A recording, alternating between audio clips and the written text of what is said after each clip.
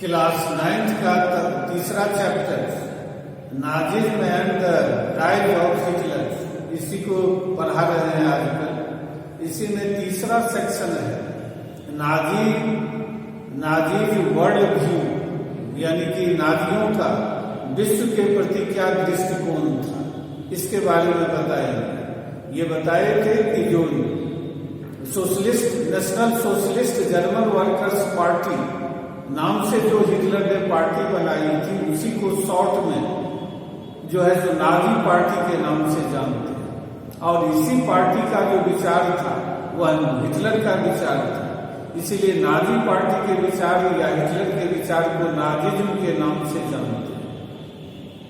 ये भी बताए थे कि किस तरह हिटलर अपने शासन काल में जो है तो 70 लाख से ज्यादा लोगों की जो है तो हत्या करवाई, और उसने ऐसा क्यों किया, तो इसकी पीछे जो है तो उसका विचार था।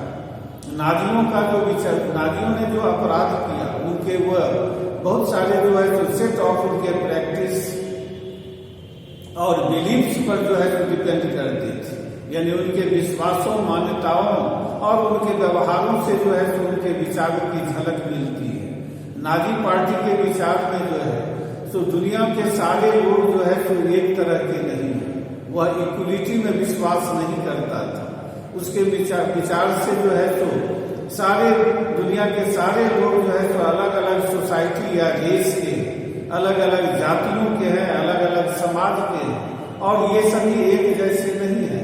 वह रेशियल हायरार्की में विश्वास करता था, यानी कि जातिगत जो है तो पदानुक्रम, यानी कि जातीय जो है तो ऑर्डर, रेशियल ऑर्डर, यानी कि एक के बाद एक क्रम जो होता है, और इस रेशियल हायरार्की के अंतर्गत उसने सबसे टॉप पर जो ब्लॉन्ड थे, जिनको ब्लू आइड कहते हैं, इसी को नॉर्डिक आर्यन जर्मन कहते हैं, ये इसको सबसे टॉप पर रखा, और सबसे बॉटम रैंक पर उसने जो है तो ज्यू लोगों को रखा, यानी यहूदी, जिसको ज्यू को हिंदी में यहूदी कहते हैं, यानी इजराइल जो देश है उसमें रहने वाले लोग यहूदी हैं, ज्यू हैं।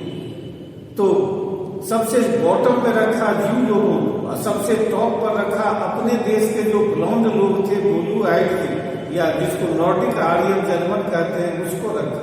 बीच में जो है तो उन लोगों को रखा हुआ जो जिनका एक्सटर्नल फीचर के आधार पर उनको दिया गया, यानी कि शारीरिक और चेहरे के जो बनावट थे उसके आधार पर उनको रैंकिंग मिली।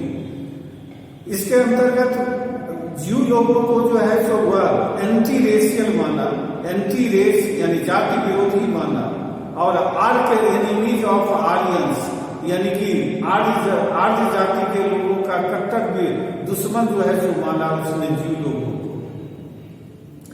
हिटलर के ये विचार चार्ल्स डार्विन और हर्बर्ट स्पेंसर के विचारों पर आधारित थे। चार्ल्स डार्विन के बारे में पता होगा कि वो थ्योरी ऑफ इवोल्यूशन दिया, जिसके अंतर्गत उसने बताया कि ये पेड़ पौधे जितने भी प्लांट हैं, ट्रीज हैं, एनिमल हैं, ये इनका इवोल्यूशन कैसे हुआ, इनका विकास कैसे हुआ। ये रातों रात इस पृथ्वी पर नहीं पैदा हो गए, बल्कि एक लंबे नेचुरल प्रोसेस के थ्रू ये इवॉल्व हुए, विकसित हुए। और इसको चार्ल्स डार्विन अपने नेचुरल साइंटिस्ट था, उसने इस सारे प्रोसेस को नेचुरल प्रोसेस माना। इसमें किसी तरह का जो है तो इंटरवेंशन का, किसी तरह का इंटरफेरेंस का जो है तो के बारे में उसने नहीं बताया कि लोगों के या किसी दूसरे लोगों के हस्तक्षेप करने से, इंटरफेयर करने से चेंजेस इसमें आते हैं। लेकिन ये चार्ल्स डार्विन के ही विचारों को, चार्ल्स डार्विन ने 2 विचार दिए थे, थ्योरी ऑफ इवोल्यूशन और natural selection, theory of natural selection. और हर्बर्ट स्पेंसर ने जो है तो the theory of the survival of the fittest, theory of the survival of the fittest दिया था, यानी उसके हिसाब से कि इस नेचर में जो चेंजिंग क्लाइमेटिक कंडीशन है उसके हिसाब से जो एडेप्ट कर लेते हैं, जो ट्रीज, प्लांट, एनिमल, वही सर्वाइव कर सकते हैं, और जो नहीं कर सकते हैं, अपने आप को एडेप्ट नहीं कर सकते हैं, चेंजिंग क्लाइमेटिक कंडीशन के हिसाब से वो पेरिश हो जाते हैं, डिस्ट्रॉय हो जाते हैं, वो खत्म हो जाते हैं। लेकिन तो इन्हीं ये दोनों के विचार में किसी तरह का ह्यूमन इंटरफेरेंस की बात नहीं थी, लेकिन जो रेशियल जो थिंकर थे, जो रेशियल पॉलिटिशियन थे, जो जातिवादी जो विचारक थे या राजनेता थे, इस नेचुरल प्रोसेस के प्रिंसिपल को उन्होंने अपने ढंग से इंटरप्रेट किया।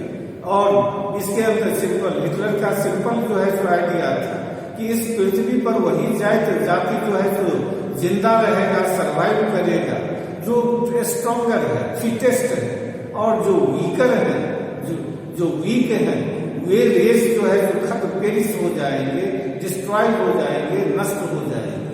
ये सिंपल उसका था।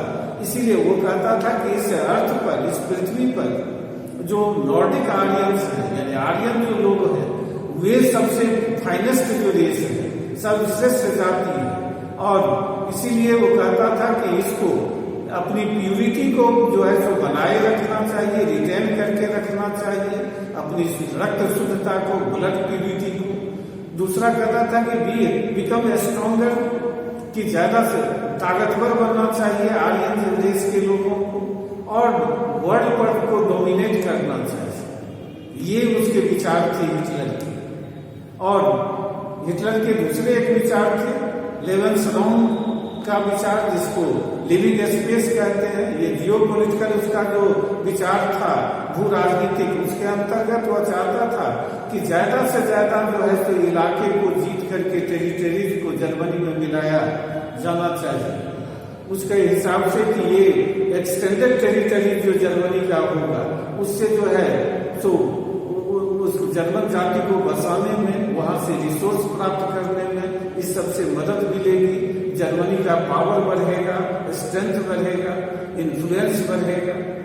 ये था उसका विचार। अगले क्लास में अगले टॉपिक के बारे में